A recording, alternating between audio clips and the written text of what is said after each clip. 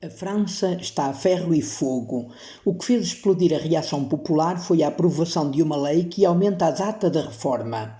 Embora muita gente reconheça que a atual situação exija mudanças na lei, boa parte do povo, liderado pelos sindicatos, queria outras respostas que não o aumento puro e duro da idade em que os trabalhadores vão poder deixar os seus trabalhos e receber as suas reformas.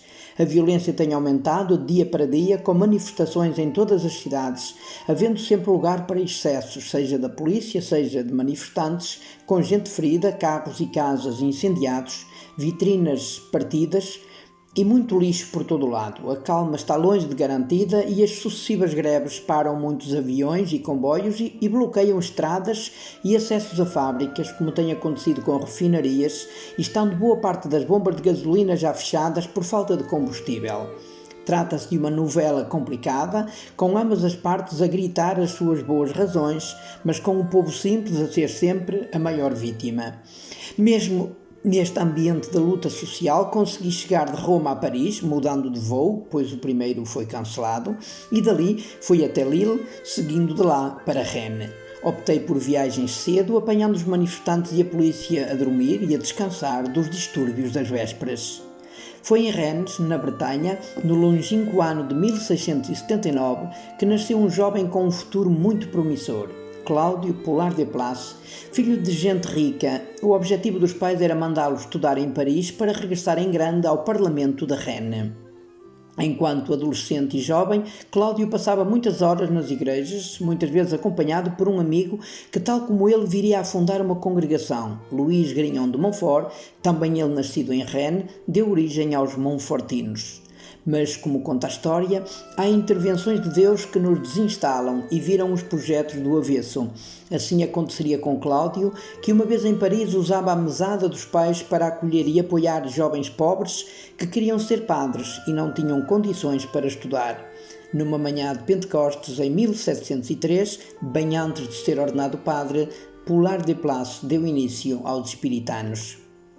Por esta razão, há 50 anos, desde que entrei no seminário, eu tinha esta vontade enorme de peregrinar nos passos do fundador e vir a Rennes. Aconteceu estes dias. Rennes é uma cidade muito antiga e cheia de monumentos, sobretudo belas e imponentes igrejas. Aproveitei todas as pausas dos encontros de trabalho. Vim aqui em visita canónica do Conselho Geral às duas comunidades espiritanas e aproveitei então para percorrer esta bela cidade no intervalo dos constantes aguaceiros frios que assolaram a cidade estes dias. Rezei nas igrejas por onde o fundador passou, lá onde foi batizado, onde rezou. Passei junto à casa onde nasceu e cresceu. Estive no Parlamento, onde fez uma conferência brilhante que lhe poderia ter aberto as portas uns anos depois. Rennes acolhe duas comunidades espiritanas. A comunidade Pollard de Place teve início em 2011 e marcou o regresso dos espiritanos a esta cidade para aprofundar a espiritualidade e o carisma missionário do fundador da Congregação do Espírito Santo, aqui onde ele nasceu. É uma comunidade que vive no coração da cidade e acolhe gente do mundo inteiro, sobretudo membros da família espiritana, para sessões de formação sobre os fundadores desta grande congregação missionária. A outra comunidade está num bairro de periferia e tem a responsabilidade da paróquia Ozanam desde 2009. Aqui vivem 13 espiritanos originários da Nigéria, dos Camarões e da França, coordenando a pastoral de duas grandes comunidades com igreja enorme, São Lourenço e São João Maria Vianney, e apoiando a capelania dos estudantes, trabalho tanto mais importante quanto mais aumentam as ofertas académicas em Rennes. Para minha alegria, uma das ruas laterais da igreja de São João tem o nome de Cláudio Pollard de Place, por decisão camarária de há 60 anos, muito antes dos espiritanos assumirem a responsabilidade da paróquia. Voltarei a Rennes, mas passarei também por Lille, Langonette e Nantes para falar da bela missão que ali aconteceu ao longo de largas décadas e ainda hoje vivem e trabalham numerosos missionários. Lá iremos.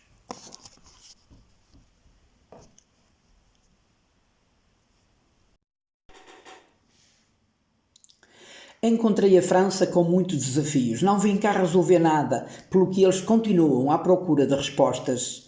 A cidade de Paris estava à minha chegada, cheia de lixo pelo chão às toneladas, e havia manifestações de rua que terminavam a partir de tudo, dando corpo ao movimento social nacional interprofissional que pretendia bloquear a decisão do governo a aumentar o número de anos a trabalhar até alcançar a reforma. A decisão foi tomada, o desagrado de muitos saiu à rua e as greves multiplicaram-se. Além do lixo amontoado, as greves sentiram-se nas manifestações violentas e nos transportes, bem como nos bloqueios de estradas. Mas Paris tem ainda outro grande problema pela frente a resolver: a organização dos Jogos Olímpicos, num tempo em que a guerra na Ucrânia ditou o afastamento de atletas da Rússia e da Bielorrússia. Sabendo nós que a Rússia tem grandes aliados, China incluída, tudo isto ainda vai dar muitas voltas e não sabemos o que está para vir. Vim à França para a visita canónica aos espiritanos que se espalham por 18 comunidades um pouco por todo o país. Lá exercem a sua missão muito diversificada, segundo cada um e cada contexto. Há comunidades que são mais administrativas, ao serviço do governo e animação da congregação, como é o caso da Casa-Mãe, no centro de Paris. Há outras que respondem mais pela difusão da espiritualidade, como a comunidade Polar de Place, em Rennes, terra natal do fundador que dá o nome, ou em Saverne, terra natal do outro fundador, o padre Francisco Lieberman.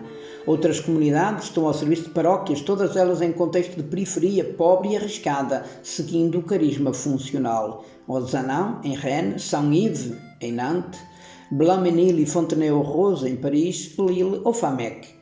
Servimos também num santuário de São José com compromissos ecológicos à escala da Diocese, em Alex. Temos uma comunidade ao serviço de um projeto educativo na Alsácia, Blotzheim, e bastantes outras ao serviço da Fundação Dotei, uma obra confiada à congregação faz 100 anos.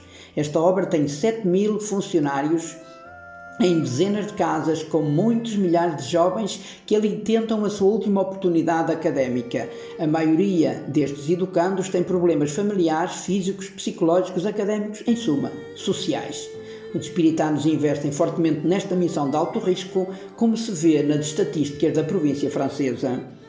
Há ainda a salientar a aposta na formação de futuros missionários, quer em Paris, quer em Lille. Tive a alegria de participar em alguns momentos do Encontro Europeu dos Estudantes Espiritanos, realizado em Paris e Rennes de 3 a 9 de abril. Finalmente, e dada a elevada média etária de muitos missionários, com longos percursos por terras de África, Américas e Ásia, há 3 grandes comunidades que acompanham anciãos: a Abadia de Langonette, na Bretanha, o Seminário de Chevilly, em Paris, e a comunidade de Volsheim, na Alsácia. Há ainda espiritanos que partilham casa e vida com dezenas de outros padres, irmãs e leigos numa casa que é propriedade das espiritanas nas periferias de Paris, Nogent-sur-Marne. Em ligação com as comunidades, há dezenas de leigos associados e membros de fraternidades que partilham a espiritualidade e a missão espiritana. Depois de passar em cada uma das comunidades e falar com cada um dos confrades e leigos associados, Chevilly-Larue acolheu a Assembleia de Páscoa. Foi um tempo forte de partilha, encontros, celebração, reflexão e discernimento em grupo.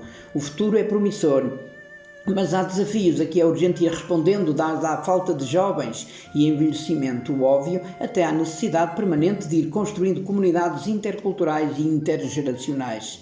Também é fundamental reestruturar o património construído e capitalizar o seu contributo para a missão, ajustando-o aos novos tempos que hoje se vivem. Deixei Paris após visita à comunidade das Irmãs Espiritanas que vivem num bairro social em Saint-Michel, próximo da prefeitura de Créteil, a cerca de 20 estações de metro do centro de Paris.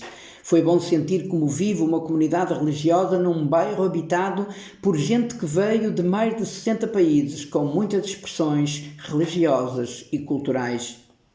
Aterrei em Madrid, onde inicio já a volta à Espanha espiritana. Não vou guardar só para mim a riqueza de tantos encontros e de uma missão tão feliz e tão plural.